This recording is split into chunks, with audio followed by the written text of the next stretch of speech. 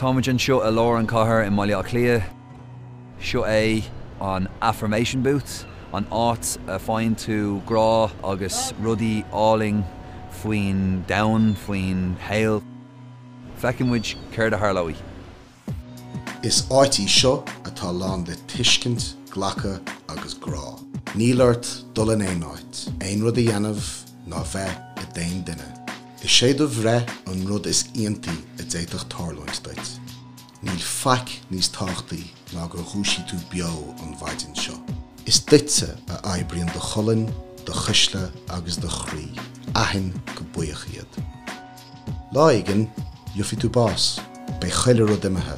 Nach mór an bheannacht gur brunú saol ort sa chéadáit. Bain tainmh as an runtanas seo. Cad is fiú rairc na súldait.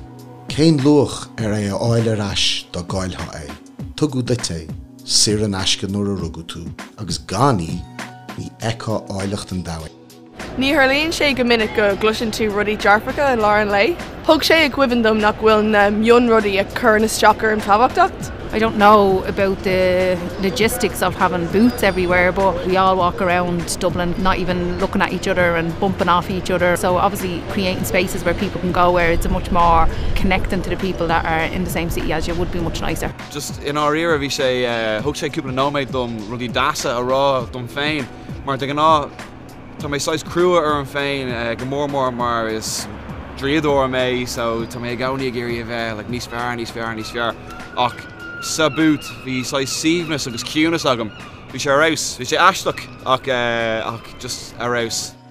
But it was really nice. I love it. It was so positive and such a blessing. Bhí sé go hálann rudaí jazz a cloisio faoin saol agus éon faoin arís sé. So take a little bit of a step out and just be with your silence and have a nice guy talking to you for a couple of minutes. Doesn't really happen that often, so yeah, it was really nice. Níl spruch níos iards an an grá. Nuair a bhíonn tú grábhar, bhíonn sé níomháin chun leasa daoine eile a chun de leasa hain. Tú bhar fuinneamh an grá a bheith ionad gan stad.